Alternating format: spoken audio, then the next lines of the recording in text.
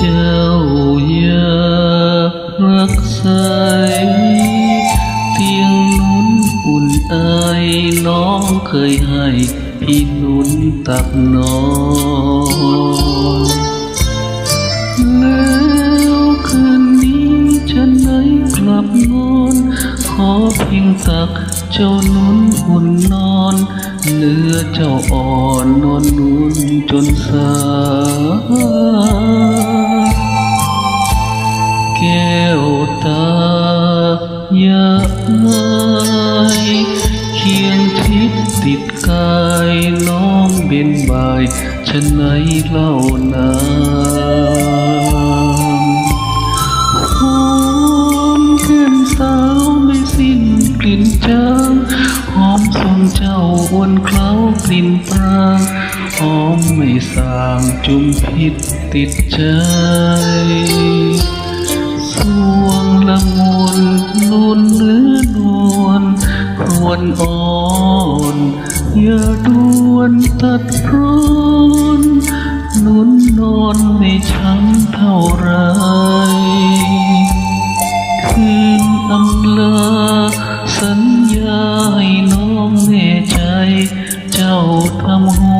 นตัวไปได้เห็นใจพี่เถิดแก้วตาก่อนพระจากไปพี่ขอถอดใจไว้จนกว่าจะย้อนกลับมา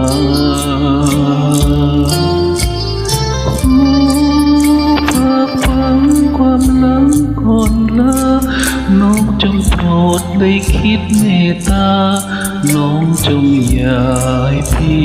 ผิดหวัง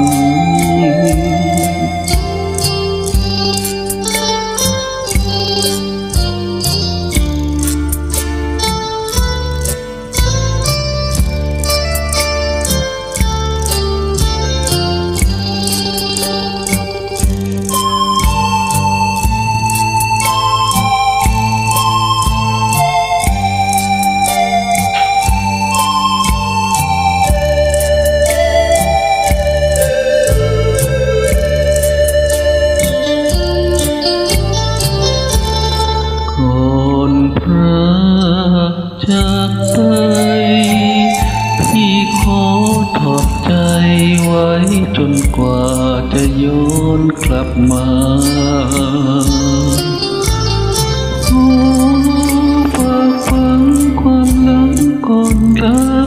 น้องจงโปรดได้คิดเมตตาน้องจงอย่าให้พี่ผิดหวัง